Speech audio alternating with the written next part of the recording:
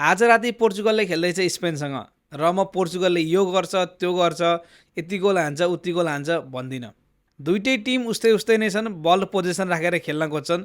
दुवै टिमको midfield one of the greatest मिडफिल्डर्सहरू छन् दुईटै टिममा। लास्ट टाइम पोर्चुगलले स्पेनलाई नेसन्स लिगको फाइनलमा पेनाल्टीमा हराएको थियो र यो चोटि पनि युद्ध घमासा नै हुनेवाला छ। तर मलाई जहाँसम्म लाग्छ फर्स्ट हाफ एकदमै बोरिङ हुनेवाला छ। लास्ट टाइम नेसन्स लिगको फाइनलमा नुनो मेन्डेसले लमिन यमाललाई पकेट गरेका थिए, एन्ड दिस टाइम अर्थात् आज फेरि त्यो battle this could be between Lamine Yamal and Nuno Mendes. स्पेनको top midfielders Pedri, Gavi, Olmo, Rodri versus Vitinha, Joao Neves, Bruno Fernandes, Bernardo Silva. यही हुनेछ आज।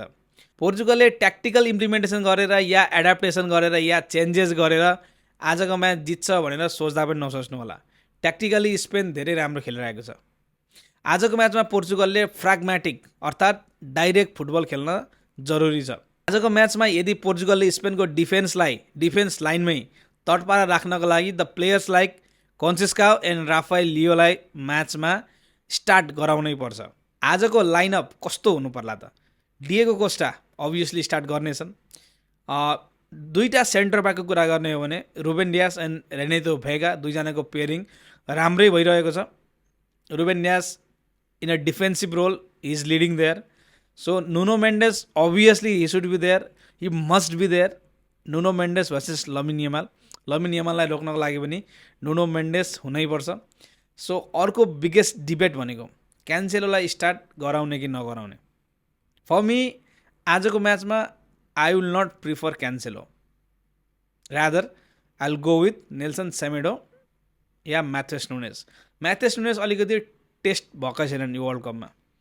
So I will go with Nelson Semedo. आजको म्याचमा Nelson Semedo, Renato Veiga, Ruben Dias and Nuno Mendes are the 4 defenders.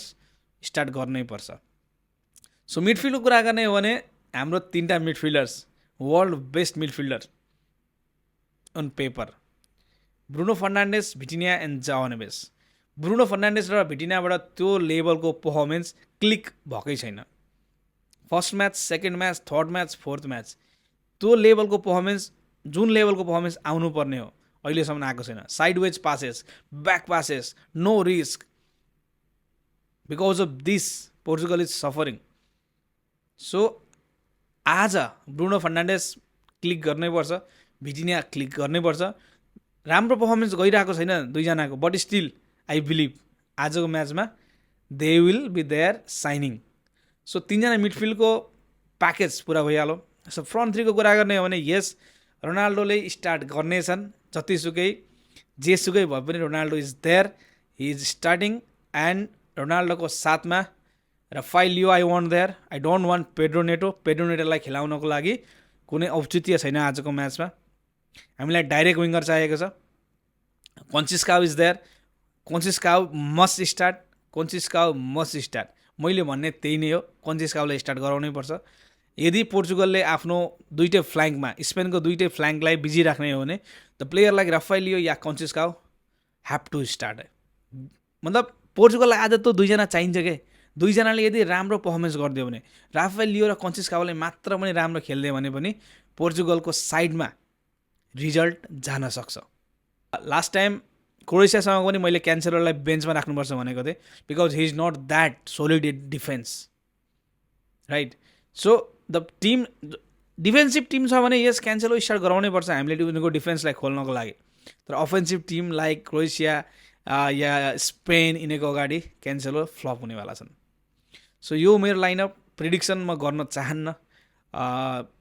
एकदमै गाह्रो हुनेवाला छ आजको म्याच पोर्चुगलको लागि पनि स्पेनको लागि पनि। This is not going to be that easy. यस स्पेनको लाइनअपको कुरा गर्नै पर्दैन, they have good team. Midfield बबाल छ, डिफेन्समा कुकुरिया एन्ड त्यस पछाडि कुबरासी एब्सोल्युटली फेनोमेनल भएका छन्। उनी एकदम राम्रो पर्फर्मेन्स दिइरहेको छ।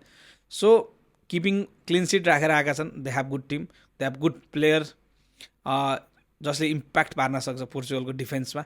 सो यही नै हो प्रिडिक्सन मैले गरिनँ, तपाईँ प्लिज फलो गर्नु होला। देन आजको म्याचमा तपाईँहरूले just be ready to watch. राति Nepali time I think 12:45 match start हुँदैछ। So be ready to watch the match. त्यही नै हो। जय नेपाल।